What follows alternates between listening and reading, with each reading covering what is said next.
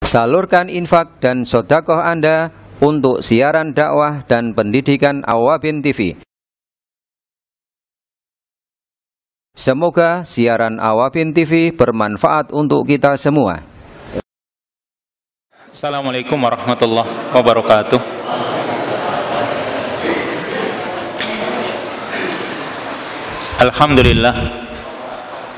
Alhamdulillahi hamdan katsiran tayyiban mubarakan fih kama yuhibbu rabbuna wa yarda. Asyhadu an la ilaha illallah wahdahu la syarikalah syahadatan tunji qailaha minal adabi yawma yulaqih.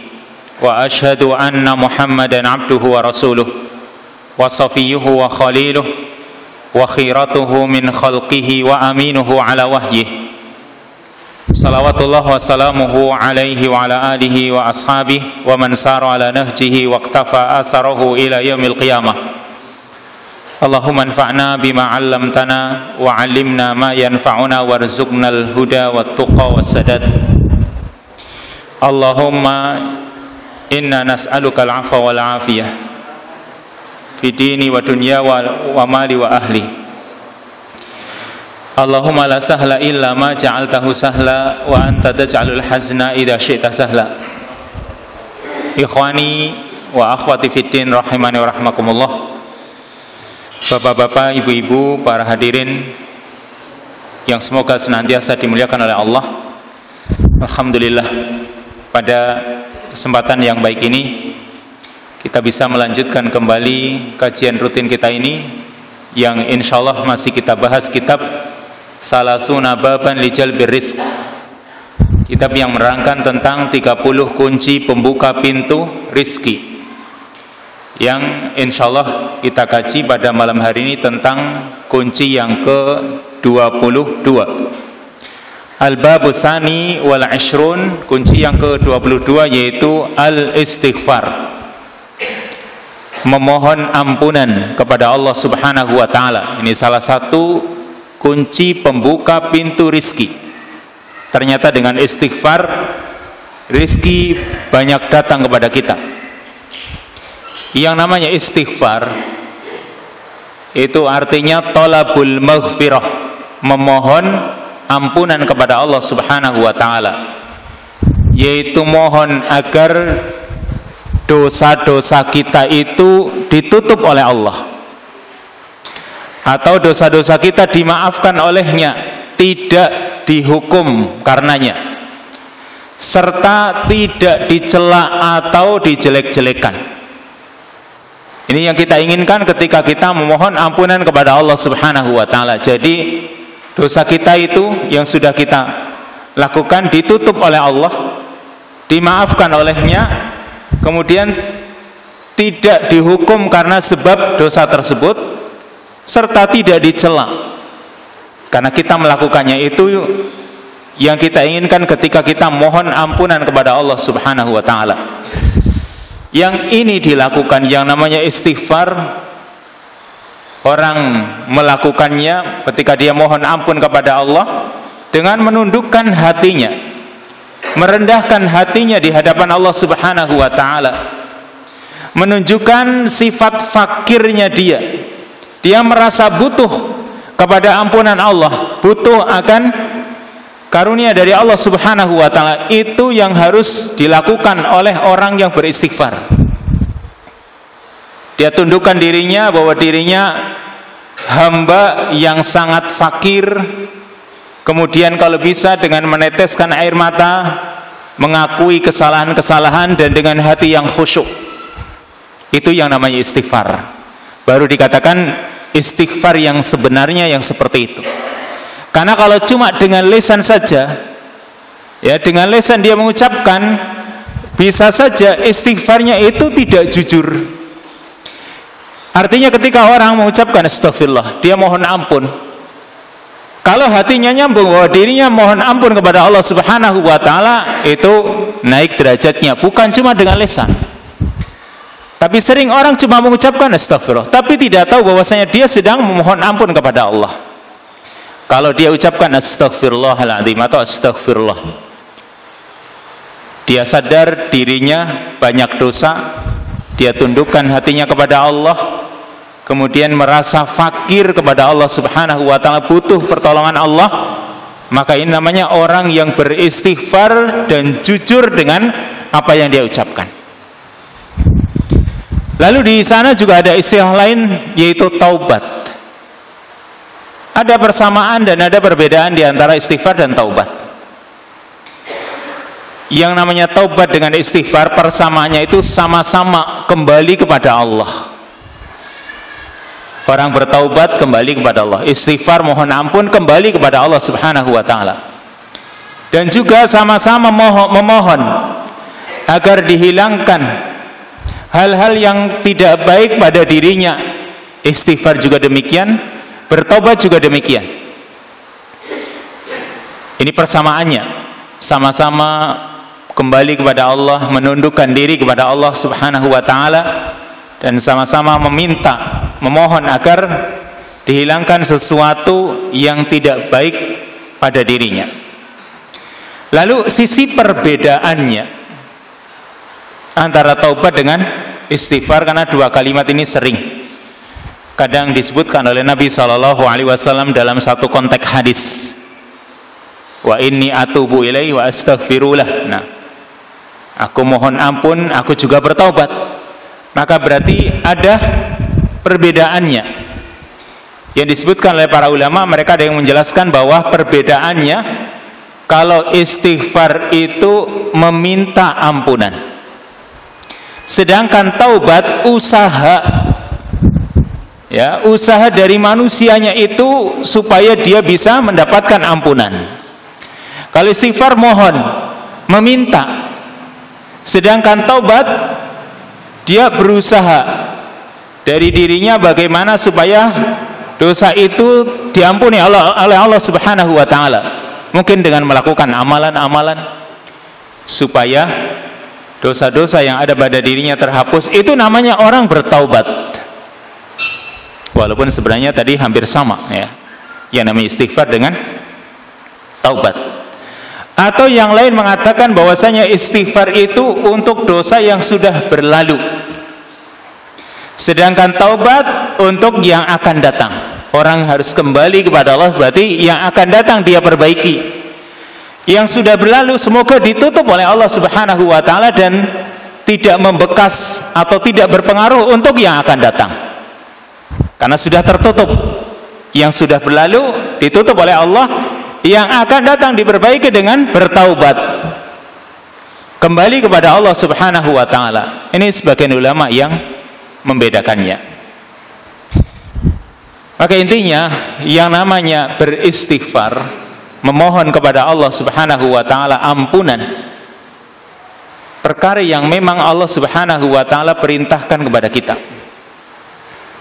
Di dalam hadis qudsi, Allah taala berfirman, ya ibna Adam, innaka ma da'autani wa rajautani ghafartu laka ala ma kana minka wala ubali. Ya ibna Adam, law balaghat dhunubuka anana as-sama thumma astaghfartani ghafartu laka wala ubali. Kata Allah dalam hadis qudsi, wahai anak Adam, wahai manusia, sesungguhnya selagi engkau meminta kepadaku, memohon kepadaku dan berharap kepadaku, maka akan aku berikan ampunan untukmu atas dosa-dosa yang ada pada dirimu, dan aku tidak peduli sebesar apapun dosa yang ada pada dirimu, sebanyak apapun dosa yang ada pada dirimu. Ini kata Allah, selagi kamu masih mau berdoa kepadaku, masih mau mengharapkan kepadaku, aku berikan ampunan. Berarti orang berdoa memohon ampunan sebesar apapun dosa, sebanyak apapun dosa, Allah tidak peduli, Allah akan berikan ampunan. Ini kata Allah. Lalu Allah mengatakan, ya ibna Adam, law balaghat dhunubuka ananas sama, wahai ibnu Adam, wahai manusia, law balaghat dhunubuka ananas sama, andai kata dosa-dosamu itu mencapai ujung langit,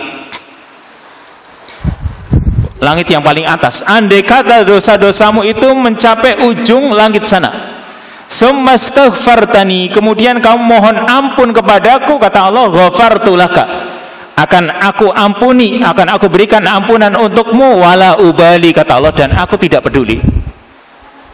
Ini kata Allah Subhanahu wa ta'ala, berarti membuka pintu yang seluas-luasnya untuk kita, supaya kita mohon ampunan kepadanya. Ini Allah. Tapi kadang manusia merasa tidak punya dosa. Nah, ini yang perlu dikoreksi dari diri kita. Merasa dalam sehari-hari itu sedikit dosanya, padahal dosa yang dilakukan itu banyak sekali. Yang dilakukan oleh anggota badannya, oleh matanya, telinganya, lisannya, tangannya, dan lain sebagainya. Dosa-dosa yang dilakukan oleh kita manusia itu sangat banyak. Maka karena Allah Subhanahu wa ta'ala membuka pintu seluas-luasnya, kita pun bersegera menuju ampunan Allah Subhanahu wa ta'ala dengan kita memohon ampun kepadanya. Kemudian Allah Subhanahu wa ta'ala menyebutkan kalimat-kalimat istighfar di dalam ayat-ayat Al-Quran dalam berbagai bentuk.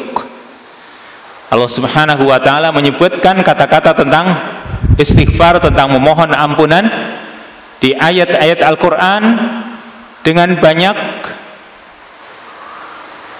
bentuk atau dengan banyak konteks-konteks yang ada, yaitu diantaranya Allah Subhanahu wa ta'ala menerangkan kalimat tentang istighfar dalam bentuk perintah. Jadi kadang Allah Subhanahu wa ta'ala sampaikan istighfar itu dalam bentuk perintah supaya kita mohon ampun kepadanya, atau anjuran supaya hamba-hambanya mohon ampun kepadanya, seperti yang Allah sebutkan dalam surat Al-Baqarah, wastaghfirullah innallaha ghafurur rahim, mohonlah ampun kalian kepada Allah, sungguhnya Allah Maha Pengampun lagi Maha Penyayang. Berarti di sini Allah memerintah, Allah menyuruh kita, menganjurkan kepada kita supaya kita mohon ampunan. Atau kadang Allah Subhanahu wa ta'ala memuji para pelakunya. Di samping Allah memerintahkan, di ayat yang lain juga Allah memuji para pelakunya, orang-orang yang mau mohon ampun kepadanya. Seperti dalam surat Ali Imran ayat 100 yang ke-135, walladzina idza fa'alu fahishatan aw dhalamu anfusahum dzakarullaha fastaghfaru lidzunubihim wa may yaghfirudz dzunuba illallah. Wa idza fa'alu fahishatan, ketika mereka melakukan fahisyah, perbuatan-perbuatan keji, au dzalamu anfusahum, atau mereka mendolimi diri mereka sendiri, dzakarullah, mereka ingat kepada Allah, fastaghfaru lidzunubihim, lalu mereka mohon ampun kepada Allah. Berarti di sini Allah Subhanahu wa ta'ala menyebutkan tentang sifat orang-orang yang muttaqin yang akan mewarisi surganya Allah. Surga Allah yang seluas langit dan bumi Allah berikan kepada orang-orang yang bertakwa atau para muttaqin. Dan di antara sifat orang-orang yang bertakwa, idza fa'alu fahishatan aw dhalamu anfusahum dzakarullah, ketika mereka melakukan perbuatan keji atau mendolimi diri mereka, maka mereka berzikir kepada Allah, ingat kepada Allah, lalu mohon ampunan. Berarti Allah memujinya. Kemudian juga kadang Allah Subhanahu wa ta'ala menyatakan bahwa Allah mengampuni orang-orang yang beristighfar. Di samping Allah memuji, Allah juga mengampuni orang-orang yang mohon ampun kepadanya. Seperti dalam surat An-Nisa ayat yang ke-110, wa may ya'mal su'an aw yadlim nafsahu thumma yastaghfirillah yajidillaha ghafurar rahima. Wa may ya'mal su'an, dan barang siapa melakukan kejelekan, aw yadlim nafsahu, atau mendolimi dirinya, thumma yastaghfirillah, kemudian dia mohon ampun kepada Allah, yajidillaha ghafurar rahima, maka dia akan jumpai Allah yang Maha Pengampun lagi Maha Penyayang.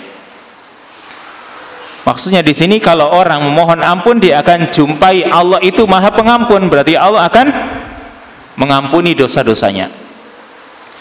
Lalu juga di ayat yang lain Allah memperingatkan agar jangan putus asa dari rahmat Allah, merasa dosa-dosanya tidak diampuni oleh Allah, ini namanya putus asa. Dan Allah memperingatkan hal itu agar jangan sampai seorang hamba, khususnya seorang muslim, putus asa, tidak mengharap rahmat Allah, merasa dosa-dosanya tidak diampuni. Maka Allah mengingatkan kita, wa may yaqnatu mir rahmati rabbih illa dhalun, dalam surat Al-Hijr ayat yang ke-56. Wa may yaqnatu mir rahmati rabbih, dan barang siapa berputus asa dari rahmat Tuhannya, illa dhalun, melainkan orang-orang yang tersesat. Berarti tidak ada yang putus asa dari rahmat Tuhannya, melainkan orang itu adalah orang yang tersesat. Jadi kalau kita itu merasa banyak dosa-dosa kita, harus kita sadari Allah Maha Pengampun. Jangan merasa tidak mungkin diampuni oleh Allah dosa-dosa kita. Ini orang yang putus asa namanya. Khususnya ketika orang dalam keadaan sakaratul maut. Ini penting. Orang ketika sakaratul maut, masalahnya kita itu belum ada yang sakaratul maut nih. Kalau kita itu dalam kondisi sakaratul maut, itu merasa dosa-dosa kita itu besar sekali, dan Allah tidak akan mengampuninya. Maka kalau kondisi seperti itu, ditekankan sifat roja yang besar kepada Allah, dan khaufnya diperkecil atau dihilangkan sifat khaufnya, diperbesar sifat rojanya, berharap kepada Allah Subhanahu wa ta'ala bahwa Allah akan mengampuni dosa-dosanya. Itu penting ketika orang dalam keadaan sakaratul maut. Berbeda kalau dalam keadaan berbuat maksiat, maka ditekankan sifat khaufnya kepada Allah, rasa takutnya kepada Allah diperbesar, ya, bahwasanya ini maksiat dan adab Allah sangat besar. Lalu di ayat yang lain juga kadang Allah mengajak hambanya supaya berlomba-lomba untuk bertaubat dan mohon ampun kepadanya. Dalam surat Ali Imran ayat 123 Allah mengatakan, wasari'u ila maghfiratin mir rabbikum wa jannatin 'arduha as-samawati wal ardu u'iddat lil muttaqin. Dan berlomba-lombalah kalian menuju ampunan dari Rabb kalian dan surga yang luasnya seluas langit dan bumi, yang dipersiapkan bagi orang-orang yang bertakwa. Nah, di sini Allah memerintahkan kita supaya kita berlomba-lomba. Serta masih banyak ayat-ayat yang lain yang menerangkan kondisi-kondisi yang berbeda tentang masalah istighfar. Berarti ada perintah, ada juga Allah memuji, ada juga Allah, ya, menyatakan bahwa Allah mengampuni, ada juga Allah Subhanahu wa ta'ala, ya, menerima taubatnya orang-orang yang bertaubat kepadanya. Juga Allah peringatkan supaya kita itu tidak putus asa untuk mengharapkan ampunannya. Kemudian yang namanya istighfar atau memohon ampun, ini merupakan syiar para nabi, jalan hidup mereka atau kebiasaan-kebiasaan mereka, para nabi serta juga orang-orang yang saleh. Syiarnya mereka memohon ampun kepada Allah, kebiasaan mereka mohon ampun kepada Allah. Juga orang-orang yang saleh seperti itu. Misalnya, ya, kalau kita baca banyak sekali ayat-ayat yang menerangkan para nabi dan para rasul yang mereka mohon ampun kepada Allah Subhanahu wa ta'ala. Misal dari nabi yang pertama, yaitu Nabi Adam alaihissalam. Ketika Nabi Adam dan istrinya Hawa menyalahi perintah Allah Subhanahu wa ta'ala, memakan syajarah yang Allah telah larang bagi Adam dan Hawa agar jangan mendekatinya saja jangan, ya, apalagi sampai memakannya. Tapi ternyata Adam dan Hawa sampai memakannya, berarti melakukan kesalahan, menyalahi perintah Allah Subhanahu wa ta'ala. Maka keduanya pun memohon kepada Allah dengan mengatakan, Rabbana dhalamna anfusana wa illam taghfir lana wa tarhamna lanakunanna minal khasirin. Ini yang diungkapkan oleh Nabi Adam. Habis melakukan dosa, mohon ampun. Rabbana dhalamna anfusana, wahai Rabb kami telah mendolimi diri kami sendiri. Wa illam taghfir lana, jika engkau tidak memberikan ampunan kepada kami, wa tarhamna, dan juga memberikan rahmat kepada kami, lanakunanna minal khasirin, sungguh kami termasuk orang-orang yang merugi. Ini Nabi Adam melakukan dosa, kesalahan, mohon ampun kepada Allah. Juga Nabi Nuh, ya, ketika Nabi Nuh memohonkan ampunan kepada Allah untuk anaknya, Allah tegur.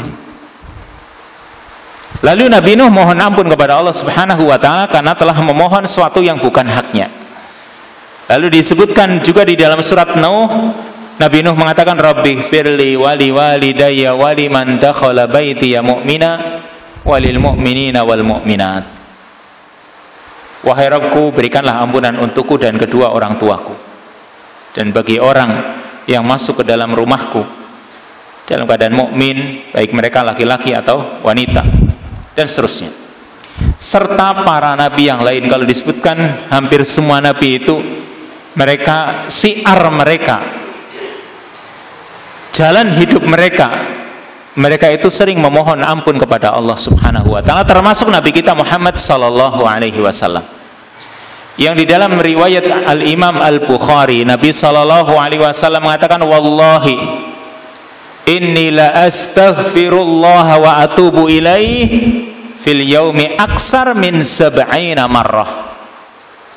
Kata Nabi, demi Allah, aku benar-benar memohon ampun kepada Allah, beristighfar kepada Allah, dan bertaubat kepadanya dalam sehari lebih dari 70 kali.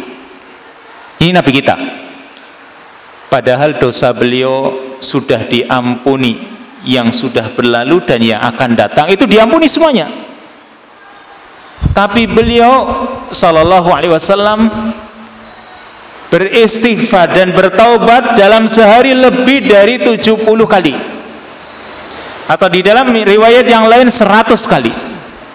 Ini beliau, orang yang sudah diampuni oleh Allah dosanya. Kita sudah nggak merasa berdosa, nggak pernah mohon ampun, atau jarang memohon ampun, atau ketika mohon ampun nggak sadar kalau dirinya sedang mohon ampun.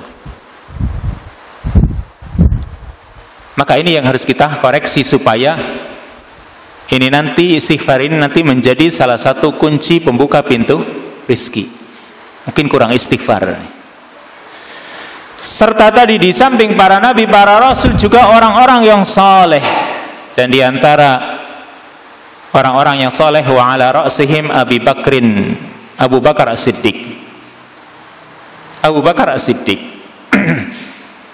pernah minta diajari oleh Nabi sallallahu alaihi wasallam doa yang bisa diucapkan ketika sholat atau di dalam sholat.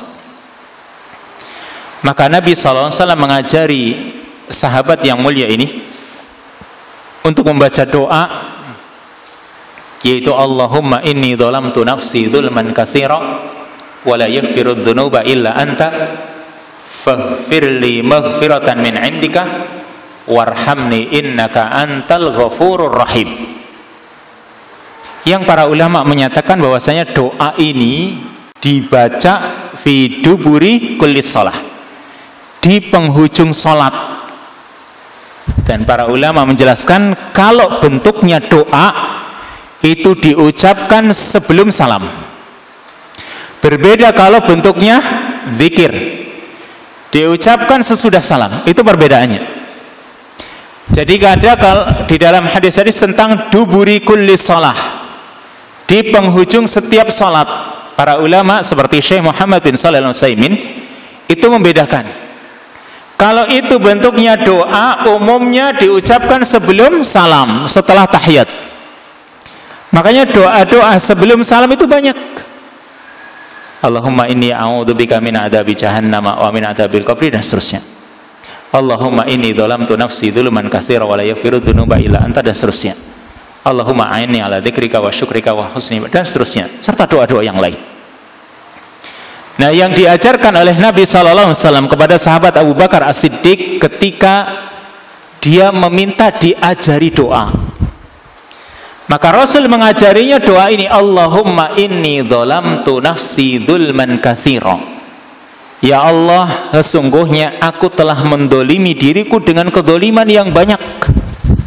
Wala yaghfiru dzunuba illa anta, dan tidak ada yang bisa mengampuni dosa-dosa kecuali Engkau ya Allah.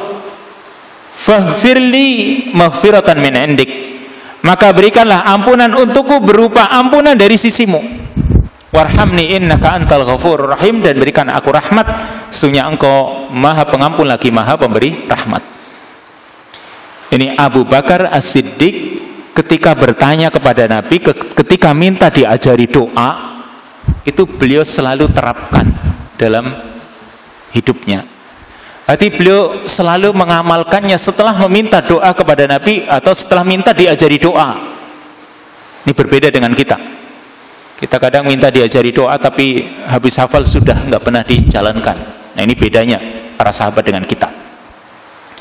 Mereka minta diajari doa menjadi kebiasaan. Termasuk tadi Abu Bakar As-Siddiq minta diajari doa oleh Rasul dan diajari di penghujung sholat doa mohon ampun, Allahumma inni dzalamtu nafsi dzulman katsira wa la yaghfiru dzunuba illa anta faghfirli maghfiratan min indika warhamni innaka antal ghafurur rahim.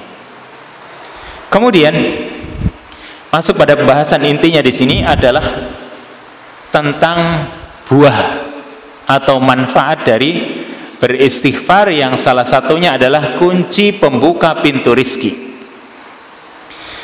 Apa manfaat, apa samaratul istighfar, buah dari beristighfar, kita mohon ampun kepada Allah Subhanahu wa taala? Yang pertama yaitu takfirus sayyiat wa raf'ud darajat, diampuninya dosa-dosa, ya, atau dihapuskannya dosa-dosa dan ditinggikan derajat-derajat kita. Berarti dihapuskan kesalahan-kesalahan kita, dosa-dosa kita, serta ditinggikan derajat-derajat kita. Allah berfirman dalam surat An-Nisa ayat yang ke-110 tadi, sudah kita sebutkan tadi, wa may ya'mal su'an aw yadlim nafsahu tsumma yastaghfirillaha yajidillaha ghafurar rahima. Barang siapa melakukan kejelekan atau dosa, atau dia mendolimi dirinya sendiri kemudian mohon ampun kepada Allah, maka akan dia dapati Allah Maha Pengampun lagi Maha Penyayang. Jadi kalau dia mohon ampun, insya Allah dosanya akan diampuni. Berarti keuntungannya kalau orang beristighfar, akan dihapus dosa-dosanya, juga ditinggikan derajatnya oleh Allah Subhanahu wa taala. Maka ketika datang kepada kita sepertiga malam yang terakhir, jangan lupa Allah Subhanahu wa taala turun di sepertiga malam. Dan ketika Allah turun di sepertiga malam, kata Allah, man yastaghfiruni fa'aghfirullah, siapa yang mau mohon ampun kepadaku, maka akan aku berikan ampunan untuknya. Dan ini terjadi setiap sepertiga malam terakhir, ya, menjelang subuh. Setiap harinya Allah Subhanahu wa taala turun ke langit dunia ini, dan Allah memohonkan ampunan, atau Allah Subhanahu wa taala akan menerima istighfar kita kalau kita mau mohon ampun kepadanya. Lalu yang kedua, yarfa'ul abdu minal maqamil adna ilal maqamil a'la, akan mengangkat seorang hamba dari kedudukan yang rendah kepada kedudukan yang tinggi. Artinya nanti di akhirat, ketika seorang hamba itu masuk ke dalam surga, dan masuk ke dalam surga itu, ya, ala makana minal amal, kata Nabi SAW, sesuai dengan amalannya, yaitu tinggi rendahnya nanti seseorang di surga itu tergantung amalannya. Kalau amalannya banyak, dia bisa berada di surga yang atas. Tapi ada salah satu usaha yang kalau orang melakukannya dia akan mendapatkan derajat yang tinggi di surga nanti, ya, ditempatkan di tempat yang tinggi nanti di surga, walaupun bukan melalui dirinya tapi orang lain, seperti yang disebutkan di dalam hadis Nabi SAW mengatakan, innallaha azza wa jal la yarfa'ud darajata lil 'abdi salih fil jannah fayaqul ya rabbi anna li hadhihi. Sesungguhnya Allah azza wa jal benar-benar akan mengangkat derajat bagi hambanya yang saleh di surga nanti. Lalu hamba yang saleh itu ketika ditinggikan derajatnya dia sampai kaget dan dia bingung, maka dia bertanya, ya rabbi anna li hadha, wahai Rabbku, wahai Tuhanku, ini dari mana aku kok bisa mendapatkan kenaikan derajat di surga? Dan semakin naik berarti semakin indah yang namanya surga. Maka ketika dia bingung, dari mana ini kok bisa naik derajatnya, ternyata Allah Subhanahu wa taala mengatakan bistighfari waladika laka. Itu karena sebab permohonan ampunan dosa untukmu oleh anakmu. Berarti dia naik derajatnya di surga karena sebab anaknya memohonkan ampunan untuknya. Makanya jangan diremehkan doa rabbighfirli wali walidayya yang kita ucapkan atau yang anak kita akan ucapkan untuk kita, sehingga ajari mereka doa yang lain nanti dululah, saya ajari rabbighfirli wali walidayya, apal dia, nah misalnya nanti jadi kebiasaan. Kalau dia hafal, ya sejak kecil dia sudah hafal, nanti kalau habis sholat selalu nggak akan berhenti dari rabbighfirli wali walidayya. Kan mungkin kita juga seperti itu, nggak lupa rabbighfirli wali walidayya warhamhuma kama rabbayani shaghira, habis itu pergi, mungkin saja habis antas salam wa minkas salam kemudian rabbighfirli pergi, nggak masalah, namanya juga anak kecil barangkali. Tapi jangan diremehkan. Ternyata permohonan ampun seorang anak berpengaruh bagi orang tuanya yang dimohonkan ampunan oleh Allah Subhanahu wa taala, ya, yang dia mohonkan ampun kepada Allah Subhanahu wa taala, sehingga orang tua pun mendapatkan manfaatnya. Ternyata naiknya derajat dia di surga karena sebab istighfar anaknya. Sehingga tadi jangan diremehkan ketika seorang anak membiasakan rabbighfirli wali walidayya, mungkin habis sholat, atau mungkin di malam hari, atau mungkin kondisi-kondisi yang lain. Lalu yang ketiga, dan yang ini yang menjadi pembahasan pada pertemuan kali ini, yaitu annahu sababun li jalbir rizq, bahwa istighfar itu menjadi sebab didapatkannya rizki, yang berarti istighfar itu termasuk salah satu kunci pembuka pintu rizki. Dikatakan di sini oleh muallif bahwa yang namanya istighfar itu akan membersihkan dosa, mensucikan diri seorang dari berbagai dosa dan maksiat. Maka yang namanya dosa itu akan menghalangi rizki. Perhatikan ini, ketika orang banyak bergelimang dosa, itu akan menghalangi seorang hamba dari mendapatkan rizki dari Allah, menghalangi taufiknya Allah Subhanahu wa ta'ala. Sedangkan ketika orang beristighfar yang menjadikan dirinya, hatinya itu bersih dari berbagai dosa, maka orang yang mohon ampun kepada Allah membuat dirinya atau hatinya bersih, dia pun semangat untuk berusaha dan juga untuk mencari rizki. Maka memohon ampun kepada Allah Subhanahu wa ta'ala, ketika seorang hamba itu mohon ampun, Allahumma firli misalnya, atau rabbighfirli, ini juga istighfar, ya, bisa astaghfirullahaladzim, aku mohon ampun kepada Allah, atau Allahumma gfirli, ya Allah ampunilah aku, ini juga namanya istighfar, ya. atau Rabbih firli, ini juga namanya istighfar, sama. Pokoknya mohon ampun kepada Allah. Maka ketika seorang hamba mohon ampun kepada Allah, berarti hamba ini mengakui bahwa dirinya fakir kepada Allah, dan dia mengakui pula kekuasaan Allah Subhanahu wa ta'ala pada dirinya.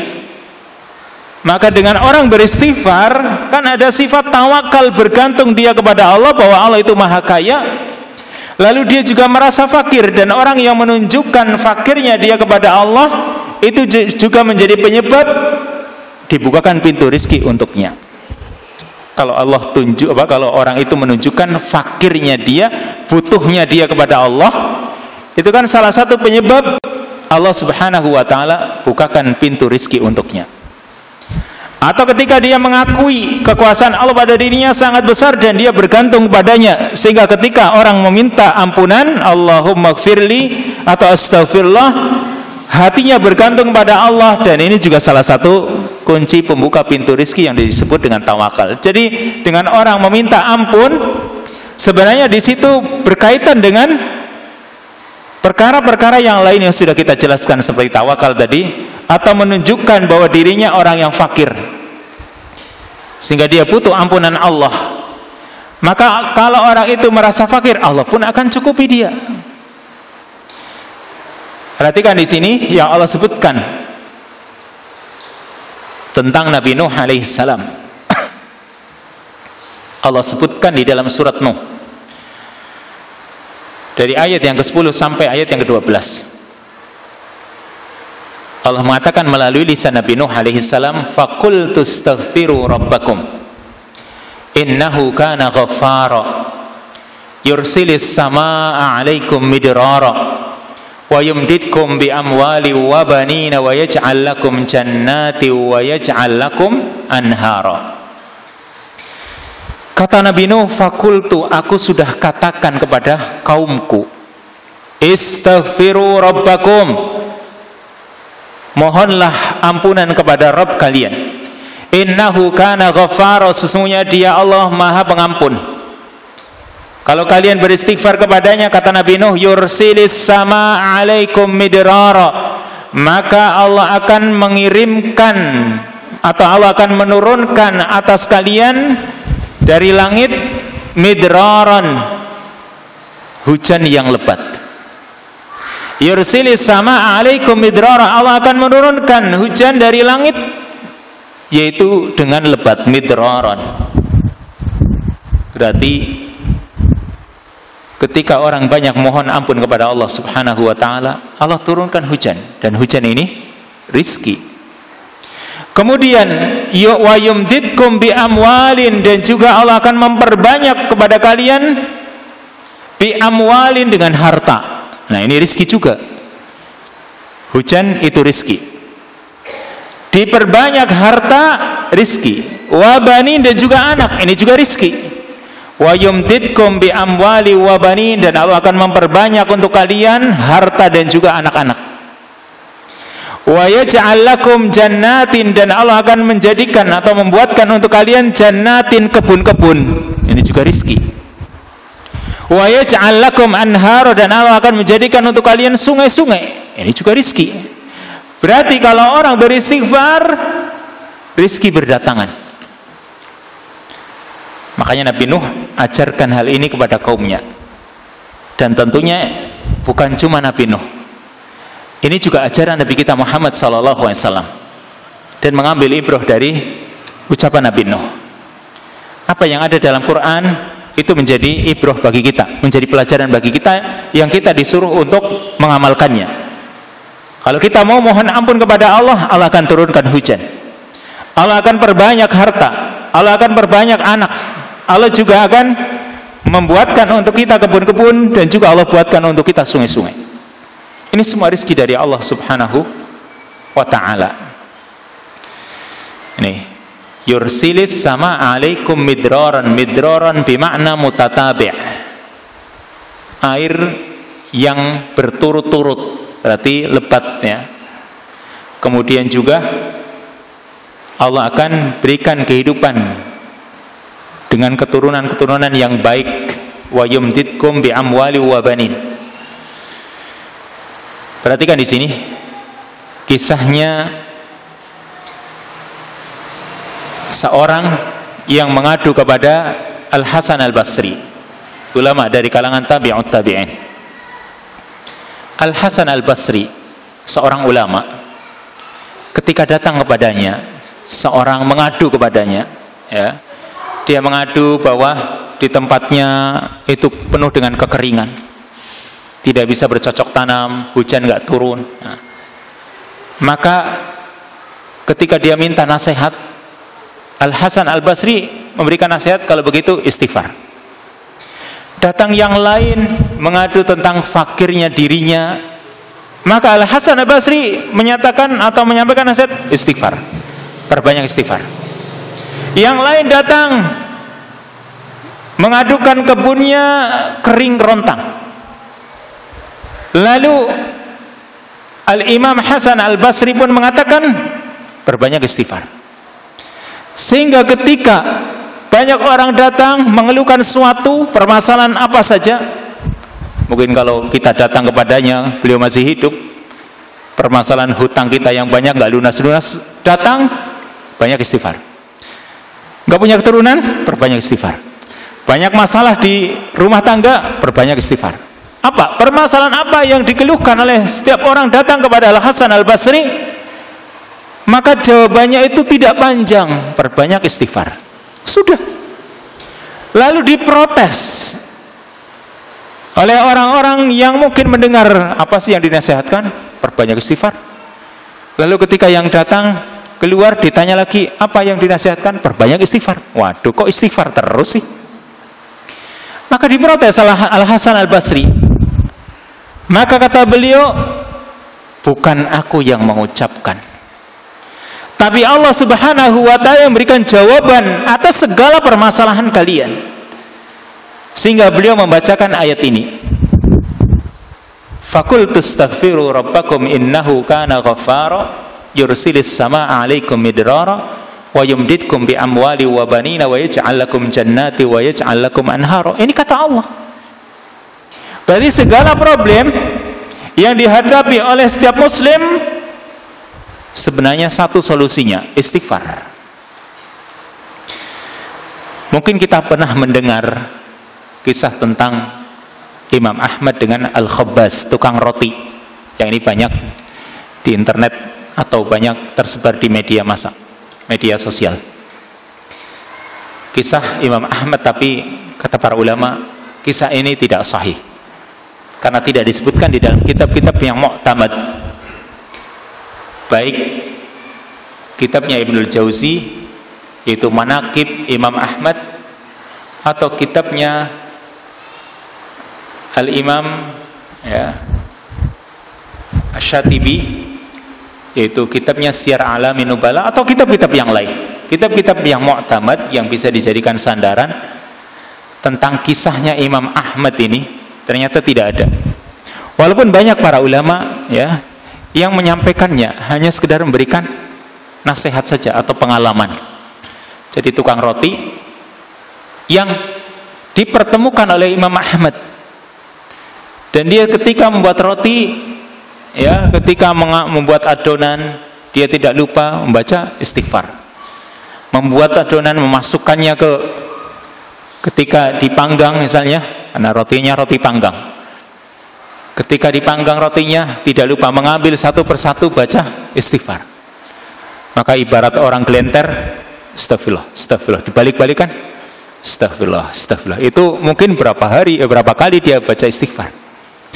Nah, ini kisah yang seperti itu, akhirnya dia dipertemukan oleh Allah Subhanahu wa ta'ala dengan Imam Ahmad yang selama ini dia selalu ketika memohon apa saja dikabulkan oleh Allah, kecuali satu, bertemu dengan Imam Ahmad, dan ternyata di saat itu dikabulkan. Sampai Imam Ahmad itu merasa, berarti yang menyebabkan aku diusir dari masjid, ditarik, diseret oleh penjaga masjid dan menjadikan bertemu denganmu, ini gara-gara istighfarmu. Karena kan dia dipertemukan oleh Allah Subhanahu wa ta'ala dengan Imam Ahmad, yang Imam Ahmad itu diusir, ternyata bisa bertemu dengannya. Maka intinya walaupun tadi kisahnya kisah yang dinyatakan la aslalahu, tidak ada asalnya, nggak tahu dari kitab apa, ya, intinya mungkin kita bisa mengambil ibrah darinya. Nih, ya, Allah Subhanahu wa Ta'ala akan berikan rizki dari berbagai kesulitan. Maka dalam surat Hud ayat yang ketiga, Allah juga mengatakan, wa anistaghfiru rabbakum summa tubu ilaihi yumatti'kum mata'an hasanan ila ajalin musamma wa yu'ti kulladhi fadlin fadlah fa in tawallaw fa inni akhafu alaikum adaba yaumin kabir.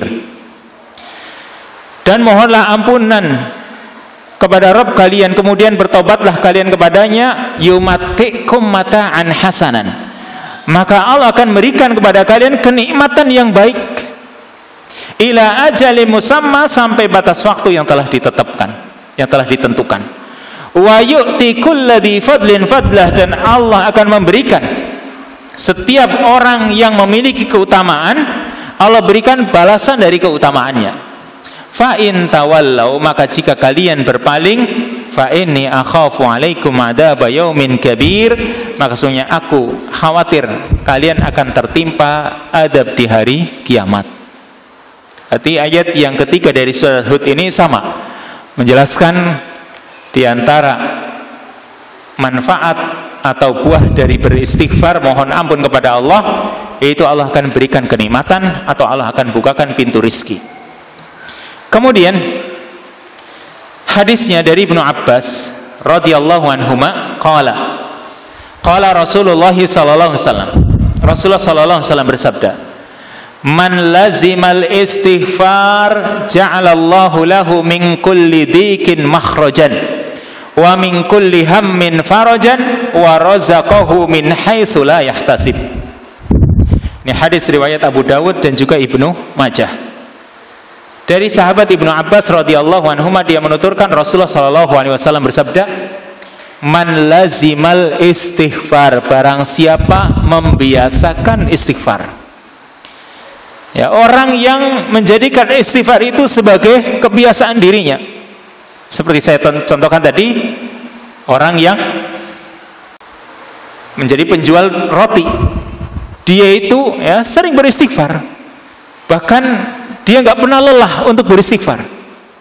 Ambil rotinya istighfar, masukkan ke tempat dibungkus istighfar, dan terus seperti itu. Kata Nabi SAW, man lazimal istighfar, barang siapa yang membiasakan istighfar, dikit-dikit astagfirullah. Ya, melihat sesuatu atau mungkin dia merasa dirinya ada salahnya, astagfirullah. Jadi sering beristighfar. Bukan ketika melihat sesuatu yang yang misalnya menakjubkan bagi dirinya, harusnya banyak zikir kan. Bukan kadang-kadang buset misalnya, atau apa kalimat-kalimat yang itu menjadi latah pada seseorang. Jadikan ya kalimat-kalimat itu diganti dengan zikir. Atau perbanyak istighfar di sini. Orang yang membiasakan istighfar, ja'alallahu lahu min kulli dhikin makhrajan, Allah akan menjadikan untuknya makhrajan, jalan keluar dari segala kesempitan. Kalau kita mengalami kesempitan, kita banyak beristighfar, membiasakan istighfar, Allah akan berikan jalan keluar, kata Nabi. Wa min kulli hammin farajan, Allah akan berikan kelapangan dari segala kesusahan. Kalau kita menghadapi kesusahan, kesulitan, Allah akan berikan kelapangan itu kalau kita membiasakan istighfar. Wa razaqahu min haitsu la yahtasib, dan Allah akan berikan rizki kepadanya dari sisi yang tidak dia sangka-sangka, dari jalan yang tidak dia perkirakan, ternyata Allah berikan rizki. Kenapa? Karena sebab istighfar. Berikutnya, yang keempat di antara samaratil istighfar, di antara buah atau manfaat dari istighfar, yaitu annahu sababun li jala'il qalbi wa safaihi, bahwa istighfar itu menjadi sebab terangnya hati dan jernihnya hati. Hati itu menjadi terang dan jernih kalau kita banyak istighfar. Kata Nabi sallallahu alaihi wasallam, al-mu'minu idza adnaba dzamban nukitat fi qalbihi nuqtatun sauda. Seorang mukmin ketika dia melakukan satu dosa akan tertitik di hatinya satu titik hitam, noda di hatinya. Ya, hatinya bersih seorang mukmin itu. Tapi ketika dia melakukan dosa, tertitik di hatinya satu noda hitam, satu titik hitam. Fa in huwa naza'a wastaghfara wa taba saqula qalbuhu. Kata Nabi, kalau dia mencabutnya atau dia melepaskan diri dari dosa dan dia beristighfar dan juga bertaubat, saqula qalbuhu, maka hatinya pun menjadi bersih kembali, mengkilat kembali. Ini berarti kalau hati kita itu ya banyak kemaksiatannya, banyak dosanya, siapa tahu menjadikan hati kita itu banyak kotoran-kotorannya. Yang itu perlu dibersihkan, perlu dikilapkan dengan perbanyak istighfar kepada Allah Subhanahu wa taala, bertaubat kembali kepadanya. Kemudian yang kelima, annahu sababun lihusulil quwwah fil badan. Bahwa istighfar juga menjadi sebab orang bisa mendapatkan kekuatan pada jasmaninya. Di samping tadi rizki kita dapatkan, kita juga akan memiliki quwwah fil badan, kekuatan dalam badan kita, di jasmani kita. Seperti Allah sebutkan dalam surat Hud ayat yang ke-52, Nabi Hud mengatakan kepada kaumnya, wa ya qaumi astaghfiru rabbakum summa tubu ilaihi yursilis samaa 'alaikum midrara wa yazidkum quwwatan ila quwwatikum. Ya, ini kalimat wa yazidkum quwwatan ila quwwatikum, dan Allah akan menambahkan kekuatan di samping kekuatan yang ada pada kalian. Berarti kalau orang beristighfar, Allah akan tambahkan kekuatan. Barangkali kita menghadapi sesuatu, ya, diri kita nggak kuat, perasaan kita nggak kuat, atau jasmani kita mau mengangkat sesuatu beban yang berat, mungkin butuh istighfar. Atau kuat hafalan kita misalnya, ya mau menghafal ternyata kok susah banget, apa ya lupa misalnya, mungkin butuh istighfar. Misalnya disuruh, ini misal, disuruh mencari, tolong carikan ini di mana misalnya, anaknya minta di mana ya. Lalu bingung di mana nih, otaknya nggak menjangkau, mungkin butuh istighfar. Astagfirullah. Barangkali Allah berikan kekuatan sehingga daya ingat kita menjadi kuat. Ini yang namanya kekuatan pada diri kita. Mungkin kuat jasmani kita mengangkat, atau otak kita, atau perasaan kita ketika kita mau menghadapi sesuatu yang kita mungkin tidak mampu. Ada beban berat berupa berita yang jelek atau berita yang tidak baik, tidak mengenakan diri kita, hati kita mungkin kurang mampu. Banyak istighfar. Semoga ketika menghadapinya Allah berikan kekuatan. Lalu yang terakhir, permasalahan terakhir, kapan waktu yang tepat kita untuk beristighfar? Yaitu yang pertama, setelah kita melakukan dosa. Setelah kita sadari kita habis melakukan dosa, lakukanlah istighfar. Seperti Nabi Adam, atau Nabi Yunus, atau nabi-nabi yang lain yang mencontohkan kita bahwa mereka itu membaca istighfar atau mengaku dosa-dosanya di hadapan Allah Subhanahu wa taala dan mohon ampun kepadanya setelah melakukan dosa. Atau juga setelah melakukan ketaatan, bukan cuma dosa. Ketika kita habis melakukan ibadah ketaatan, kita juga beristighfar. Contohnya habis sholat. Setelah kita baca Assalamualaikum warahmatullahi, Assalamualaikum warahmatullahi, tidak lupa kita baca apa? Astaghfirullahaladzim. Kita mohon ampun, karena siapa tahu dosa, sholat kita itu banyak dosa-dosanya, banyak kekurangan-kekurangannya. Begitu salam, astagfirullah. Ya, dan ini yang diterangkan oleh para ulama. Ada juga yang mengatakan kalimat Allahu Akbar setelah selesai salat, tapi para ulama menjelaskan, ya, Allahu Akbar ini dibaca nanti ketika zikir yang 33. Dan alhamdulillah juga sama. Jadi selesai assalamualaikum, assalamualaikum, bukan Allahu Akbar, bukan alhamdulillah, tapi astagfirullah. Kenapa? Selesai kita melakukan ketaatan, kita juga butuh istighfar kepada Allah. Selesai melakukan dosa atau habis melakukan dosa, sadar, beristighfar kepada Allah. Kemudian yang ketiga, zikir-zikir dalam sholat. Artinya bacaan-bacaan dalam sholat kita juga butuh beristighfar. Ketika doa istiftah, Allahumma ba'id baini wa baina khotoyaya, ini orang beristighfar. Ketika rukuk, sujud, subhanakallahumma wa bihamdika Allahumma gfirli, mohon ampun. Ketika duduk di antara dua sujud, rabbighfirli, rabbighfirli, rabbighfirli, atau mungkin yang lain. Intinya perbanyak istighfar. Lalu ketika waktu sahur menjelang subuh, Allah mengatakan wal mustaghfirina bil ashar, dan orang-orang yang mohon ampun di waktu sahur, yaitu waktu menjelang subuh. Itu kita disuruh perbanyak. Serta yang terakhir, ketika kita bangun di malam hari, kita bangun di malam hari, maka jangan lupa kita mohon ampun kepada Allah Subhanahu wa taala. Wallahu taala a'lam bissawab. Subhanakallahumma wa bihamdika asyhadu an la ilaha illa anta astaghfiruka wa atubu ilaik. Wassalamualaikum warahmatullahi wabarakatuh.